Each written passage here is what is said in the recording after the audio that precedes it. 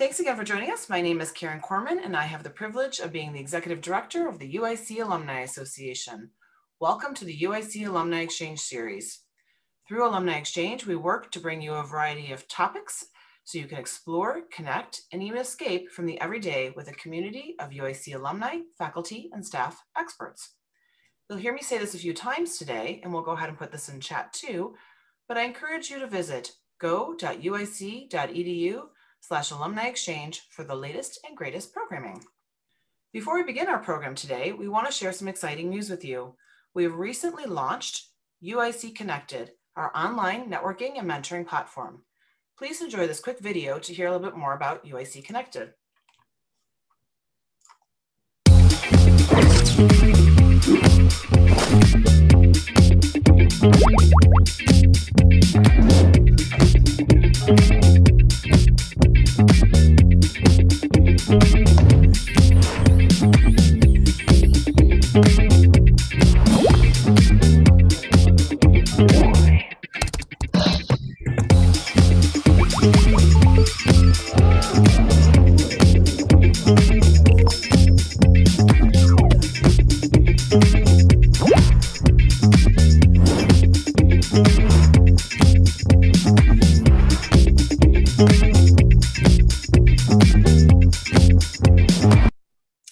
We hope you are as excited about UIC Connected as we are. And as we say, you are UIC, so go get UIC Connected.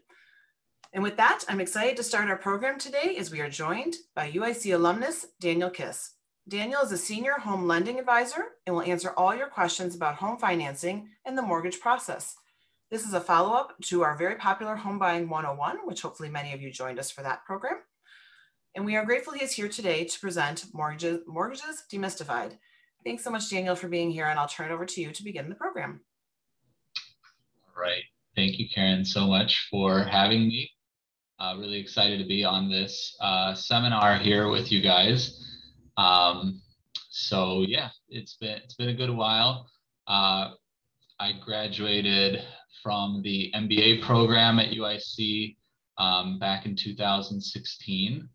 And so really excited to be participating in this.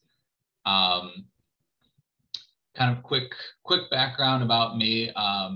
Been in the mortgage loan originating business for just over 3 years. I've been in banking for a little over 6 years, and I've been in the real estate business in one way or another for over 12 years now. So quite a lot of experience. A lot of my previous experience before my current role sort of came together to assist me in this role. So it was really great opportunity for me to take on a little over 3 years ago, and I love what I do, and it's been a very rewarding experience. So excited to share this information with you guys. Now, generally, this seminar is for those who haven't really experienced buying a home before and really kind of talk about very fundamental things. Maybe you're thinking about buying soon. Maybe you're thinking you have no idea when you're going to be able to buy. This seminar is for you.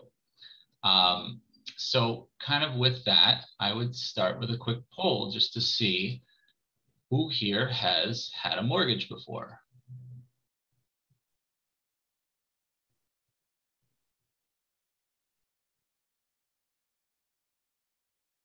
Okay. All right. More than I had expected. Looks like we're at a sort of an 80-20 split on people that have not had one and those who have had one. So certainly I think you'll be able to learn something from this seminar, even if you have had one in the past. But we will be focusing on, purchasing. For those who may have asked or wanted to ask questions about refinancing, this is going to be a little bit less geared towards that, just for the interest of time. A lot of different things we're going to be covering, and I want to give plenty of time for Q&A as well at the end. So, first of all, we'll just go into this sort of fundamental question, which is, what is a mortgage? So just a very simple understanding for a lot of people, maybe you've Googled it, maybe you haven't, but a mortgage is a loan. It's a loan that is specifically for real estate finance. So it's not a loan for personal finance. It's not really a loan for, going to school, although it could be used for that, but that gets sort of into the refinance world. But generally speaking, a mortgage is a loan for real estate. And it's, for those of you who are finance majors or were finance majors, you can figure out the monthly payment on a mortgage using the annuity formula. So if you want to go back and remember that formula, you can definitely go check it out. All you need to know is the loan amount, the interest rate, and the number of years of repayment, and you'll be able to get that. Nowadays, there's just a calculator you can use online, on your phone, wherever you can find electronics. There's probably a calculator that can just do it for you. But that's what it is. It's a loan that you repay in installments over a certain period of time that's predetermined, and at a certain interest rate. Okay. So, the most typical being 30 years. That's sort of the beauty of it, is that you can pay it over 30 years. So despite it being a gigantic loan for most people, it comes with a very small payment relative to its size. Okay. So that's just in a nutshell, that is what a mortgage is. Now, a little bit more beyond that is it's a security instrument for a lender. So if they're going to give you the money to buy this home, they're going to then essentially make you sign a document that says you have to repay it, or else they will take their collateral, which is the real estate in 99% of the cases. Okay. So that's essentially what a mortgage is. It's a promise to repay, kind of, or else, right? So that's the fundamentals. Now, this is a beautiful thing because it allows people to buy homes with very little money out of their own pocket, right? So, back in the day, people, if you wanted to buy a home, maybe you simply had to save up the cash or money in the bank to go out and buy this home. But then banks decided that, there was relatively manageable risk in them being able to give you a loan so that you could then buy the property and essentially put a little bit of money down, and you just make that monthly payment. The bank earns its interest, and you pay it off over time. Okay. So that's kind of the functionality of this loan. Before I go any further, I want to make a very clear disclaimer that I work for JP Morgan Chase Bank, and a lot of the stuff you're going to hear on this video is my opinion and is not any official statement from the company. So I just want to make that clear. You'll see that in one of the slides as well, but I wanted to do that up front. So kind of diving into this, what I want to talk about before I even talk about the stuff that you see on the slide here is, what are the things that a lender looks for in somebody in order for them to say, you know what, we'll give them the money. Okay. And what I want you to do now is kind of put on your lending hat for a second. Most people don't lend money to each other very much. And if they do, it's very small amounts, and it's usually to friends and family, right? But now imagine you were in the business of lending money to people, right? You would probably create a set of parameters for which you would decide if somebody qualified for that loan. And it all comes down to, how are you going to get your money back? The moment it goes out, you better have a lot of confidence that it's going to come back one way or another, right? So there's a lot of theory here. And since we're in an academic setting, I think it's very appropriate to talk about the theory behind credit, okay? And it comes down to 5 things, all right? They're known as the 5 C's of credit. And those are capital, capacity, collateral, character, and conditions, okay? Now, I'll just run through these really quickly, and you can also look these up online. You'll see that there's a lot more information about them, but just to give you a general idea, the underwriter, the person who actually decides to sign the dotted line and say, yes, we approve this loan for so-and-so, is going to look at these 5 things, okay? The capital is the money that you bring to the table. For a down payment, you have closing costs, maybe you've got money left over for a rainy day, right? You're lending people money. Do you want to lend somebody who's literally going to put every last penny into this transaction and have nothing left over? Or do you want somebody that's got money left over for a rainy day, right? So just got to think about that. This is the capital part, right? They're looking to see you have capital, not only because you're going to have skin in the game and money for a rainy day, but you've managed to save money over time. If you know how to save money over time, chances are you'll be able to continue doing that, right? So that's the capital. Then you have capacity. Capacity is really just looking at your life on a monthly basis. Every month you have income coming in and you have obligations going out.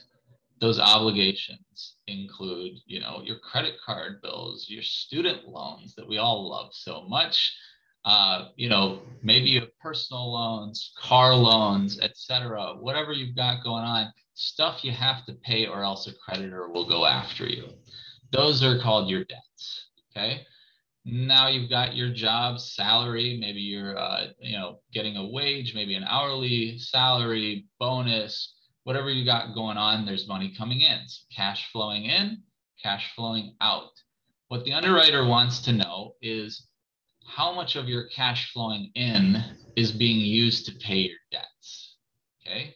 So they take what's called a debt to income ratio. They'll take all of your debts, including this mortgage that you're applying for, including other housing related expenses that you have to be able to, which we'll talk about, and divide all of that into your income. And then how income gets calculated is dependent on the type of income and the stability of the income. But basically, in a nutshell, you have a numerator and a denominator. You divide one into the other, and as long as that doesn't exceed a certain percentage or threshold, you're good to go, okay? The more income you have, the more capacity you have, okay? Because that's your denominator. The bigger your denominator, the more you can borrow. But by the same token, the more debt you have already, the less money you can borrow, right? Because that's your numerator, right? So you want the numerator to be small and the denominator to be big, and makes you be able to borrow more money, okay? So that's capacity. The third item is collateral. We talked about this. This is the security. If all else fails, your monthly payments, you lose your job, all this other stuff, there's just no way you're paying this loan. What does the bank get? Well, they get the asset, which is the real estate in this case, okay? So that's when they take the property back and then try to resell it so that they get their money back. They don't want to own real estate. They just want their money back, okay? So that's the collateral part. And this is why it's really important that they really get a good sense of how much this collateral is worth. And we'll talk a little bit about that as well. The fourth item is character. So imagine if you've never had debt in the past. I know it's hard to imagine, especially with all the student loans that we have, right? But just imagine you've never had debt, and all of a sudden you walk into a bank and you say, give me hundreds of thousands of dollars so I can buy this home. Do you think they're gonna say, oh, sure, you have the capacity, you have the capital, fine. But you don't have any history of managing debt, right? You just can't have no history, right? They need to know that at least you've known how to handle a credit card, you know, some sort of debt where they can see that you took it out and you repaid it. Okay. So this is what most people talk about is their credit, right? You have credit scores, you have good credit, bad credit. We'll talk a little bit. I'll show there's a slide that shows you like an odometer type of thing. But the idea is that you need to have a history of managing debt. So if up until this point, you said, I'm not taking on any debt, I want to be debt free forever. Oh, and now I want a mortgage, not going to work. Okay. You need to have a history, and that history culminates into a score that one of the 3 credit bureaus gives you, Equifax, Experian, TransUnion. They each have their own algorithms for giving you a score. And then based on those scores, the lender will be able to say if you meet the guidelines or not. Okay. So that's character, right? The rule of thumb is 2 years. Okay. When in doubt, 2 years. You've had 2 years of history, and also when in doubt, the number 2 forms of credit. If you've only had 1 credit card for the last 2 years, probably still not going to cut it. At least 2, absolute bare bones minimum, right? You're managing debt. So that's character, okay? They're going to look at it. They're going to pull your credit report. They're going to see every single payment that you made or missed, right? They're going to see all of that on the credit report, and it's going to help them make the decision, okay? So, and the last part is conditions, right? Some people call this market conditions. Some people call this just conditions, but it's really anything that we haven't already talked about that could have a material impact on your ability to repay the loan. Okay. The most common of this is you've got to have hazard insurance, right? Because the last thing a lender wants is that a fire happens in your home and it burns down and you don't have insurance and you have a mortgage. Doesn't look really good for the bank, right? So you got to be mindful of this, and it is one of the conditions in order to get a loan. You have to have insurance, okay? But there could be many different things that they look at. They look at what's going on in the market. Is there a global pandemic happening? Could be, right? All these things they want to understand to assess the risk around this loan, okay? So, you know, we've been lucky. Most of us who, you know, have, say, graduated college since 2011, 12.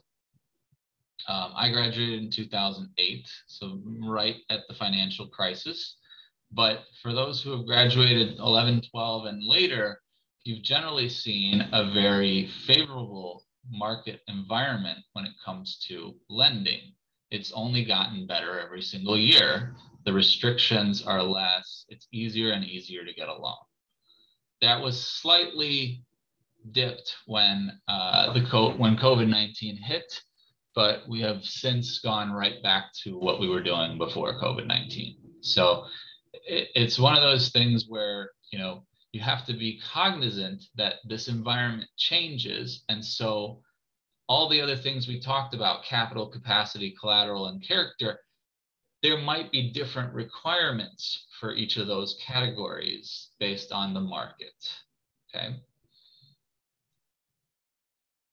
All right, so those are the 5 C's of credit. Hopefully this has been very insightful. This is theory, okay? This is put into practice by the underwriters who have very specific criteria. They have very specific debt to income ratios, minimum down payments, minimum FICO scores. That's the practice, but this is the theory, okay? So you say you want to buy a home. So let's talk about that. Am I ready to buy a home? You got to ask yourself the question. Here's a list of things you can think about.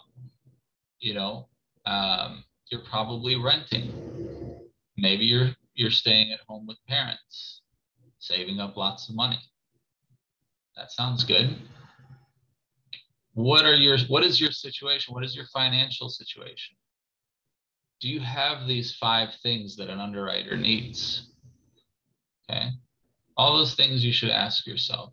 Next slide, please.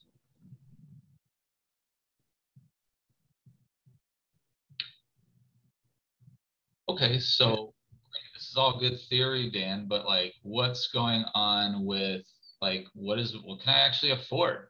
How do I know what I can afford, right? Well, these are all good questions you should ask yourself. But in most cases, it comes down to the capital and capacity question, right? Capital being, do you have enough money for a down payment? And that can depend on a lot of different factors. And then do you have enough income to support the monthly obligation that you would get from buying this specific home? And in order to figure that out, you need to figure out what would your monthly payment be. And part of that nowadays is really easy to do.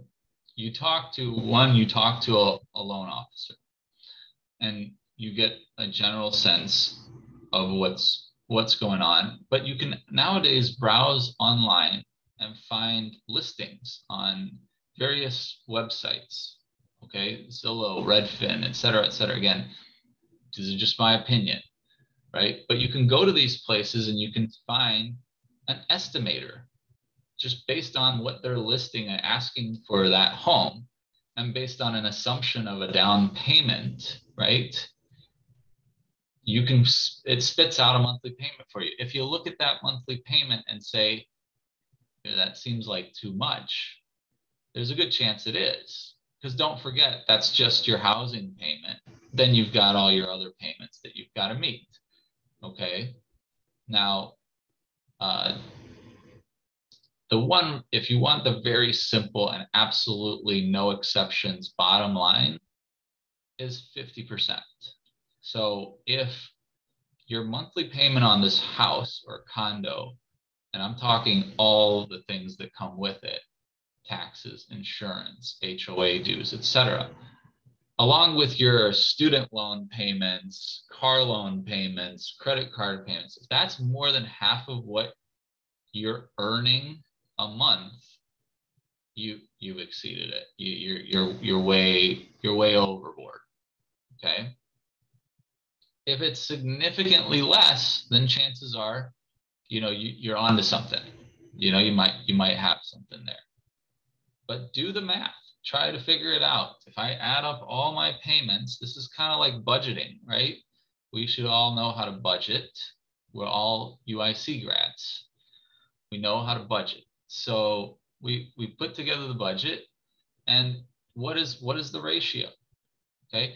Don't worry about your take-home pay, because that's a lot of times people think about what is my take-home pay. That's not the number the underwriter goes by, because your relationship to Uncle Sam could be different one day than another. But what's for sure is how much are they paying you? Okay.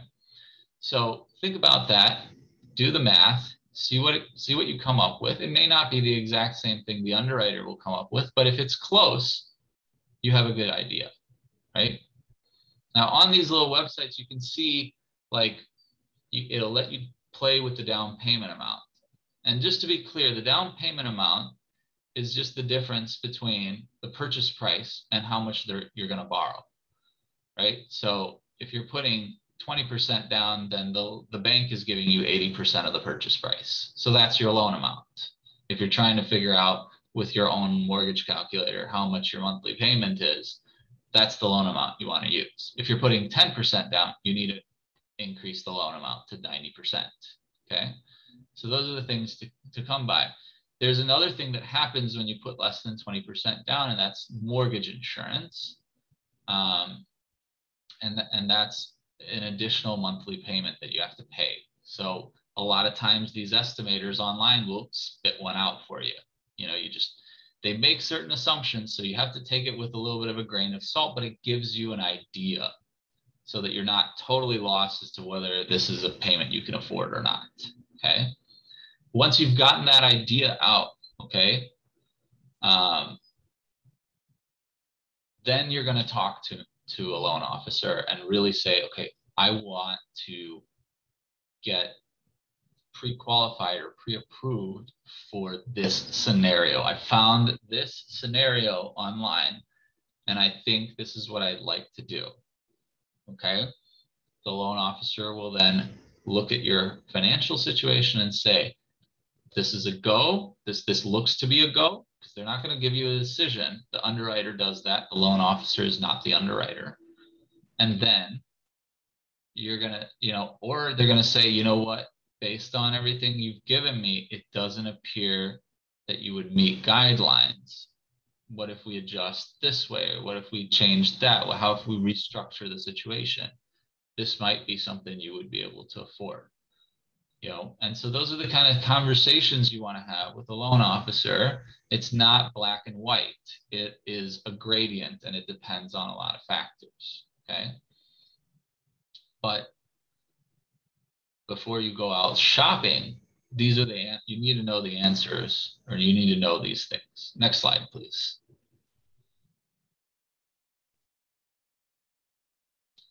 Okay. So we said that the mortgage, okay, so we have, when you're buying a home, you have monthly costs and you have one-time costs. This lists the one-time costs here, okay, or some of them. So something you have to keep in mind when you're buying a home, obviously you've got the down payment amount. Could be as low as 0% of the purchase price. Maybe you're a veteran of the United States military and you can get a VA loan. But maybe it's as much as you want it to be, 30%, 50%. It's up to you, right? You've got to have that. That's sort of like a cost, but that's sort of like an investment. You're investing that. That's the part that you're paying for the home, and the rest you're getting financed. Now, a real cost, that's just money out the door, but cost of doing business is the appraisal, right? So we talked about the collateral part where the bank takes the property back if all else has failed and you can't pay the loan. The appraisal tells the bank it's actually worth what you agreed to pay for it.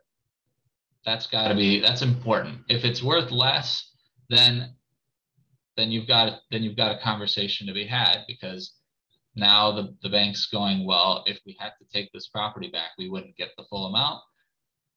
We're going to base our lending and the down payment or loan to value ratio based on this lower number. Okay, they always go by the more conservative number. Maybe the appraisal says it's worth more than you agreed to pay. Doesn't matter. They go by the lower number, right? Home inspection. For your benefit only, actually not a requirement, but certainly I would recommend it to everybody.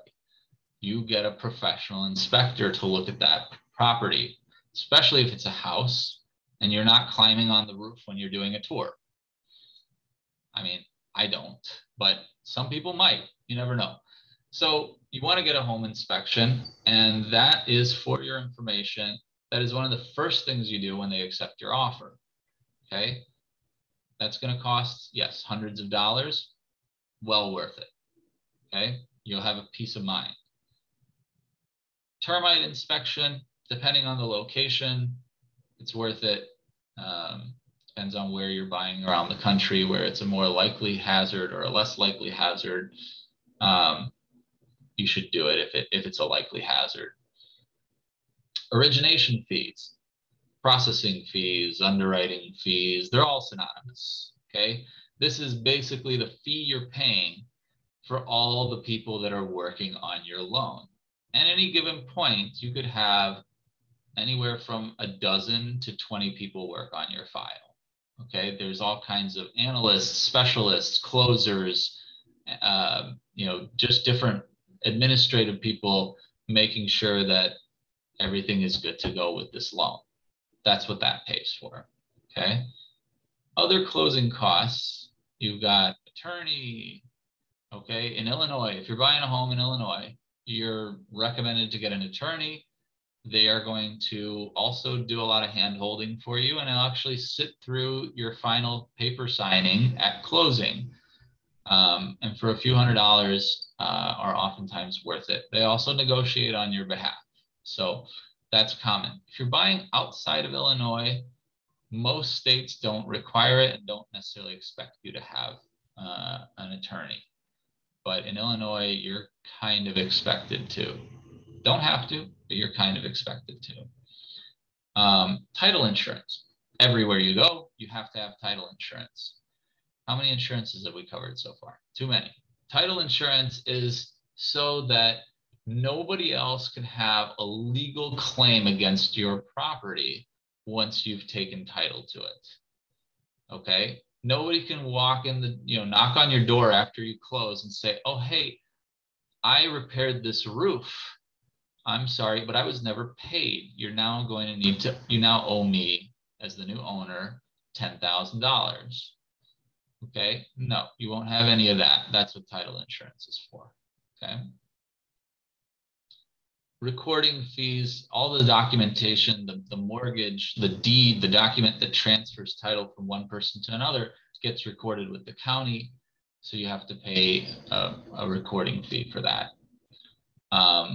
Next slide, please. Okay, so those are one-time fees. I will also add that when you own real estate, you have to pay property taxes. Okay. And we've already established that if you are getting a mortgage, you have to pay homeowners insurance. Okay. So those two items, taxes and insurance, you can choose to have the bank handle those payments for you by simply giving them 1/12 of the annual obligation every single month along with your mortgage payment. Okay. Now, when you decide to do that, that's called escrowing. Escrowing being you're putting money into an escrow account, which is just an account that is your money, but controlled by somebody else. And the bank is using that money to pay expenses on your behalf. Okay. When you do that, based on the timing of when those expenses are due, you're going to need to deposit a certain amount of money into those escrow accounts at closing. That will be included in your closing costs. And I use quotation marks because it's not money out the door yet. Actually, it's money in your other pocket that you just don't control. But nonetheless, it's going to feel like a cost of doing this deal. So you've got to understand that that's money coming from one pocket and going into another. Okay. So that's another major closing cost, and that's why I wanted to cover that as well. So now you understand the one-time costs. Okay. Now let's look at the monthly costs. Okay. So we have the mortgage payment. Okay. If you're not escrowing taxes and insurance, then it's just the first two things, principal and interest. Okay. If you are escrowing, it's also your taxes and insurance. But if you're not escrowing, you might as well create a budget and figure out what the annual obligation is for taxes and insurance and expect to have that in a savings account so that you pay for it when it's due. Okay. In Illinois, taxes are paid in 2 installments. And most insurance premiums are paid annually, but you can certainly have them set up to go monthly. You have mortgage insurance. Okay. Basically insurance that if something were to happen and you couldn't pay the loan, if the lender is financing more than 80% of the value, when they go to take the property and try to resell it, do you think they're going to ask top dollar for that home? Probably not, right? They're probably going to try to sell it ASAP. And that means they're likely not going to get top dollar for it. And so this mortgage insurance is essentially a policy that they get if they have to take the property back and they finance more than 80% of it, they want the difference between how much they financed and 80% written to them as a check from the insurance company. Okay, because they expect to not be able to recoup that from the sale. Condo maintenance fees. So yeah, you want a condo high rise on Lakeshore Drive?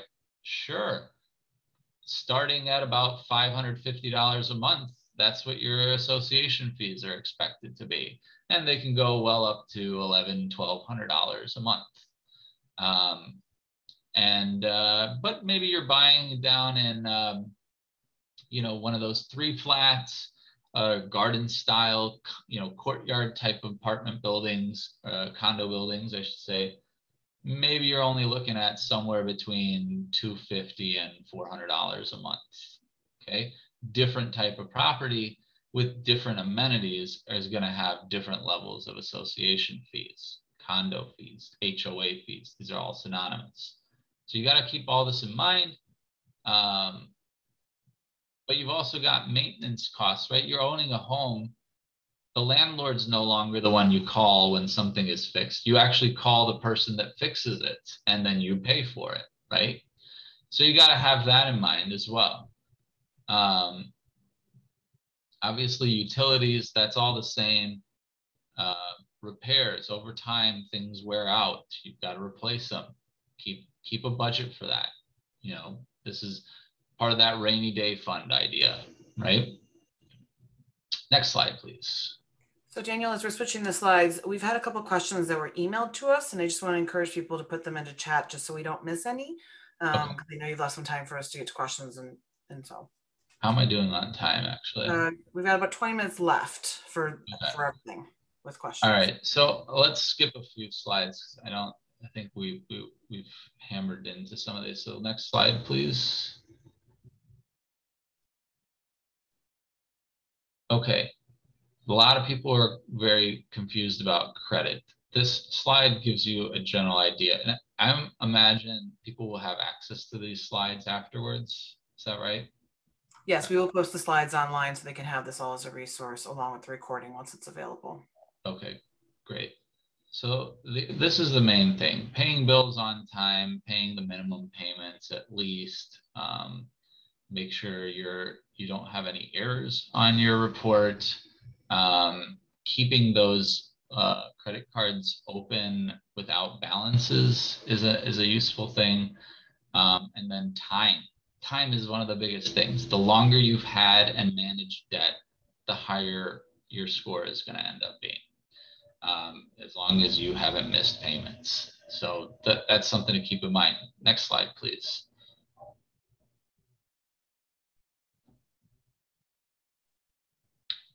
Yeah, so again, some resources, but really the next slide is what's going to, I think, give you the odometer that's going to show you, okay? So this gives you an idea. All right, so most lenders will have an absolute bottom of 580. Anything under 580, there's no exceptions, nothing. They're not going to do it. And that's usually very few. Some lenders will go down to only 620, maybe 640, depending on the circumstances. Anything over 740, you're in a good spot.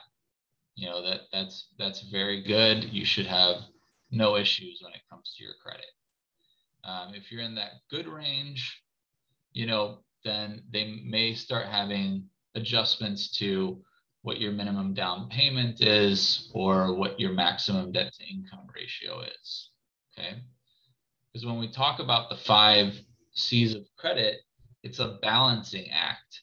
They're not going to have you at the maximum debt to income ratio, the minimum down payment, and the minimum credit score. That's just not going to work. They need to balance things out. It's too borderline, right? So one needs to outweigh and counterbalance the other. Next slide, please. Here's some good rule of thumb. You know, we talked a little bit about this. You know, there's an average for, you know, what's sort of reasonable when it comes to paying your debts. There's a certain national average for income taxes. Yours could be way higher, could be way lower. And then there's everything else. So, you know, the lifestyle, basically, at that point. Next slide, please. Okay. This is just some key things about the down payment. Generally speaking, it needs to be your money. They don't really want you borrowing the money from somebody else to use it, but you could certainly take a gift. And it has to be a true gift, not something where, you know, my uncle lent me money and he wants it back. That's not going to work. But if it's a true gift and it's documented as a gift, then you can use that for down payment. There's also various special programs for down payment assistance in each state. There are different ones. Some lenders work with some lenders work with others. So not every lender is going to work with every single down payment assistance program due to the mechanics of each program. But a lot of times the down payment assistance programs are designed for people with lower incomes and you know, just trying to help them get that 3% down sometimes, which is typically the minimum you run into. Next slide, please. Okay, fixed rate and adjustable rate mortgages. This gives you a good rundown of the difference between the two. I don't want to go too far into this, but I will be curious to see what you know in a later poll here. Next slide, please. Yeah, so again, you're talking to a lender and you're figuring out what documents you need. A lot of times, you know, you get pre-qualified without even providing any documents. You just state things, and then based on the stated amounts, then they will be able to advise you what documents an underwriter will need to verify the things you stated. At that point, you collect the documents or you gather the documents, provide them to the lender, and then, you know, they review that and make sure, oh yeah, this makes sense. Yep, this is exactly what we talked about. This should be easy. By the time it comes to an underwriter, they will have no problem verifying that, yes, what you just stated is correct. Next slide, please. So these are a lot of the typical documents you need. Pay stubs showing your recent pay history, W-2s that show your historical pay history. It says here 3 months of bank statements and investment statements. More often than not, you can get away with 2. Sometimes your investment statements are in quarterly. The most recent quarterly statement usually suffices, but these are the documents that an underwriter is going to review. Next slide, please. Okay, so questions. Let's go ahead to the next slide. This is my contact information. This is the disclaimers and disclosures. And I think there's one more slide for those. Okay. All right, so let's jump into the polls. Mortgage insurance, what is it?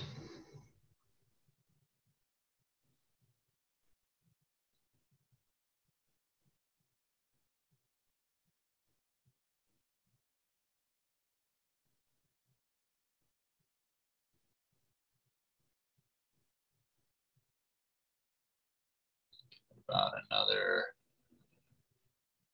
10 seconds.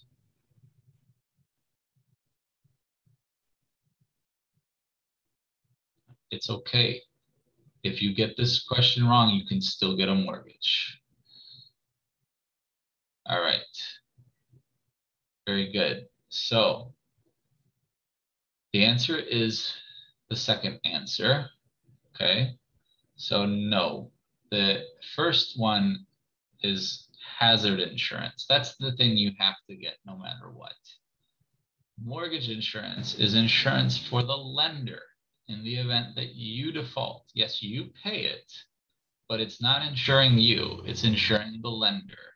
That if you fail to pay this loan and they have to take the property back, then the insurance company will pay the lender a check.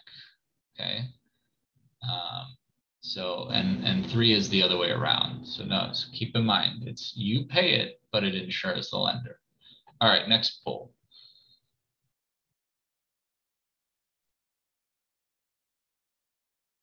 All right, what's the average life of a 30-year fixed rate mortgage? Is this a trick question? I don't know. Maybe, maybe not.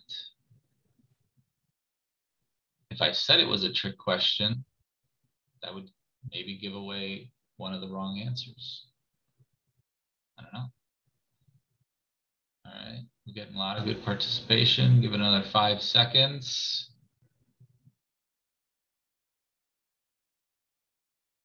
All right. This is great. So, and I bring this up because this is sort of a weird misconception. And for those of you who are in the statistics world, you know, you could probably define average life as sort of like what falls within that big part of the bell curve, right? So where the absolute majority of people fall into this average life, right? Not what everybody is, but on average, most people are in here. And the answer, according to a lot of research online, is actually the first one. Most 30-year fixed rate mortgages don't last 10 years. And this is for a number of reasons, right? People are selling homes, and when you sell a home, that mortgage goes away. It deceases. It gets paid off, okay? When you refinance your home, again, mortgage goes away, all right? So what this is saying is that most people will either sell their home or refinance their home within the first 10 years of getting the mortgage, even on a 30-year fixed. And some people simply pay them off early. They say, I just got a windfall, giant bonus, I hit the lottery, whatever it is, you pay this off, okay? So when a lot of people concern about how much interest they're gonna pay over 30 years, keep this in mind, okay? This is what the reality is. Certainly there's some outliers, but this is gonna be the majority. Next poll, please. So Daniel, we have quite a few questions. Okay, I think this is the last poll, right? So this is testing your, and I didn't have that slide on there very long, but what is an adjustable rate mortgage? Let's give it 20 seconds for people to answer. And I'm not sure they can see the entire questions, just noticing that.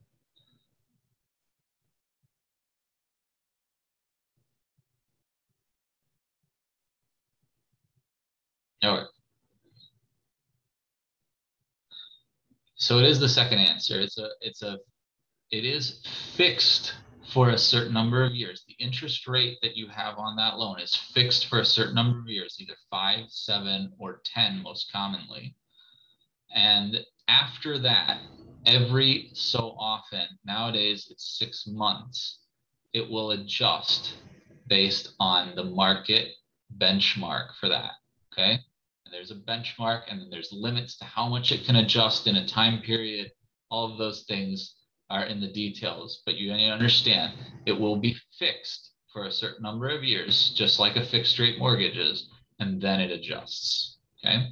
All right, let's go to the questions. Well, first of all, thank you. Thank you for sharing all this information. And it's just, you have an incredible amount of wealth of knowledge that you've shared with us. So just to reiterate, we will post the slides and we will post a recording of this in no particular order. First question is, what happens if the estimated property tax is more than what is in the escrow account?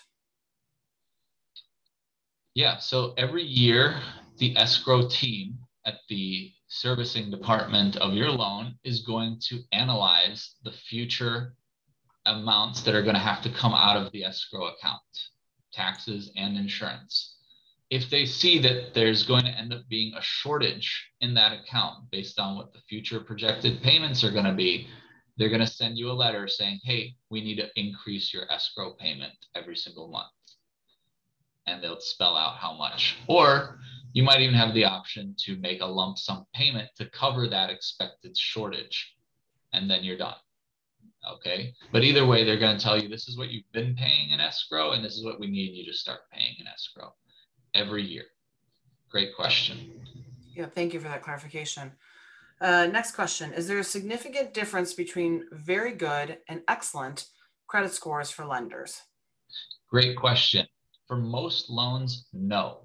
Where you will start to see sensitivity in that regard is in the jumbo loan territory. So when you're starting to get really big loans, in most parts of the country, that's anything over 548,000, you will start to see sensitivity between very good versus excellent credit.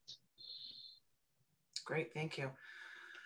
How do student loans impact your credit score? Do they have a negative impact? Great question. If you're paying them on time, they may actually be improving your credit. But if you are in, if you're in arrears, there's any sort of delinquency there, then they could very well be hurting your credit. And that's sort of true for just about any type of credit. What you're mostly being impacted by having student loans is your capacity to borrow more money. Right? We talked about the debt to income ratio. So the more of other debt you have, the less your given income is going to allow you to borrow for a mortgage.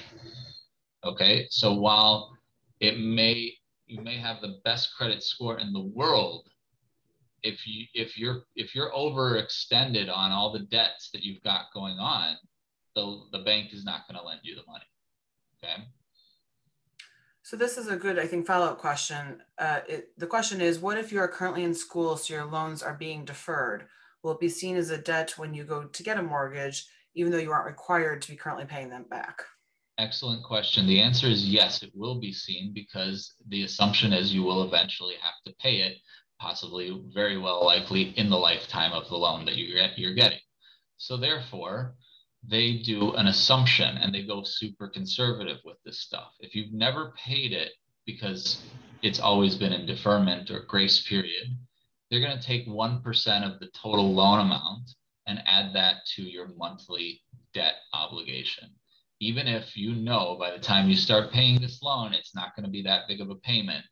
But if you have no history of ever paying this loan in the past, they're simply going to take 1% of the loan amount. Okay, great question. So I think that you answered the next question is, are deferred loans considered debt when applying for a mortgage? But I guess the deferred loan probably doesn't make a difference if it's a student deferred loan or what kind of loan that might be. Yeah, anything where they think you're going to have to start paying it, they're going to factor it in. Okay, great.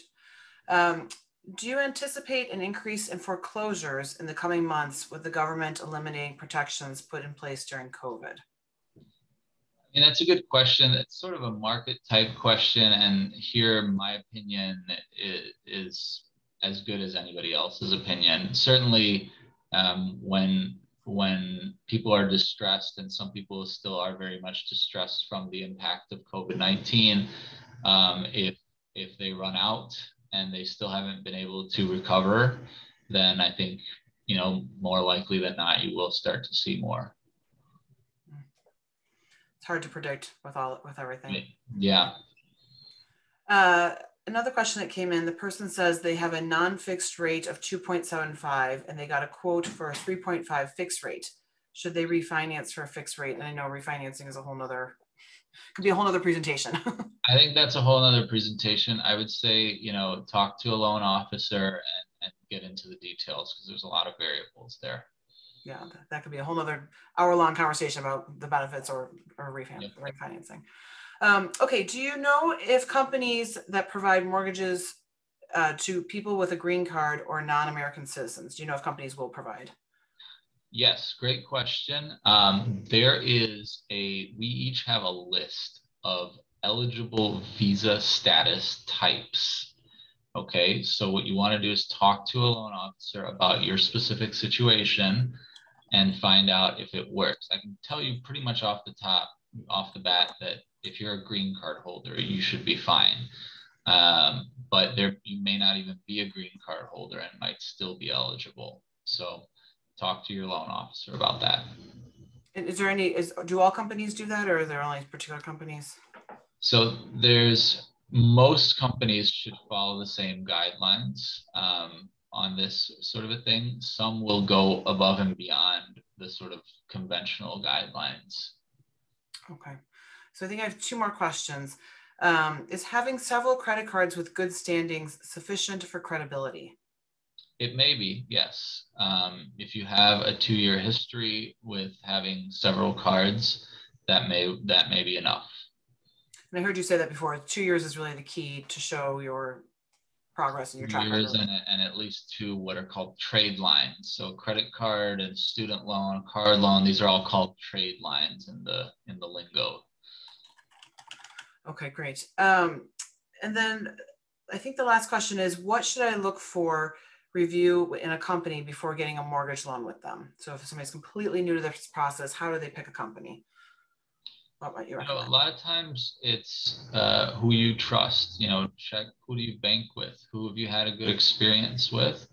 Reach out, talk to them, see how they treat you when you tell them that you're interested in getting a loan or buying a home.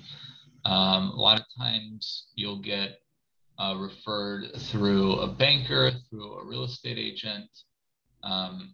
I get referrals from bankers in my bank branch. I also get referrals from real estate agents, and I get referrals from previous clients that I've helped. So, those are the people that you talk to a lot of times to get the referral. Well, and of course, in the alumni world, we'd say talk to other alumni. And going full circle back to UIC Connected, you can connect with folks and use your alumni network. So I'm sorry, I actually have one more question, if you don't mind. There was a question that came in about, what if somebody has worked for the same employer for over 8 years or for a long time, but had to go on unemployment benefits when COVID restrictions were put into place? Any comments about that and how it might impact getting a mortgage? Yeah, absolutely. So the main thing when it comes to income is the underwriter wants to be sure that your income is stable. Now, depending on the type of employment that you have, there's different parameters for how they look at that. But suffice to say, if you are currently on unemployment, they will not consider that as very stable. But if you have returned to work, but you otherwise have more than a 2-year history of employment, you're generally good to go. It's just a question of, did you return to employment with a guaranteed salary or wage, or did you return to employment as an independent contractor? Did you start your own business? What's your real situation? Because the devil's going to be in the detail there. It feels like that could be an individual conversation with a loan officer, and it's really your partner to kind of take you through this process. Absolutely. But simply the fact of having a gap in employment due to a hardship on COVID-19 is not going to prevent you in itself from getting a loan. Great. Well, Daniel, thank you so much. This has been so incredibly informative. And again, I'm just going to say it again because I know there's lots of information in your slides. We will have them up online along with a recording of this. But thank you again so much for your time and for sharing all of this knowledge with us. We're so very proud that you're a UIC graduate. And just very much appreciate you. Just to close us out, please join us for our next Alumni Exchange program on Wednesday, August 4th at Central Standard Time, at noon Central Standard Time. We'll be joined by UIC alumna, Dr. Akila Bradford. Dr. Bradford is a seasoned HR professional who will talk us through improving our presence as job seekers. She will spend the hour with us sharing strategies of how you can better market and present yourself in the job search process. Whether you're searching for a new job now or might be in the future, this is a program not to miss as Dr. Bradford presents Making Yourself Employable. And again, just a reminder to find a recording of this presentation and to all of our past programs, you can go to go.uic.edu/alumni-exchange. And of course, please be on the lookout for that quick survey that I mentioned at the beginning. Thank you again, Daniel, for all of your time this afternoon, and to everybody for joining us. We look forward to seeing all of you again at another UIC Alumni Exchange program. Thanks for having me. Great day. Thank you.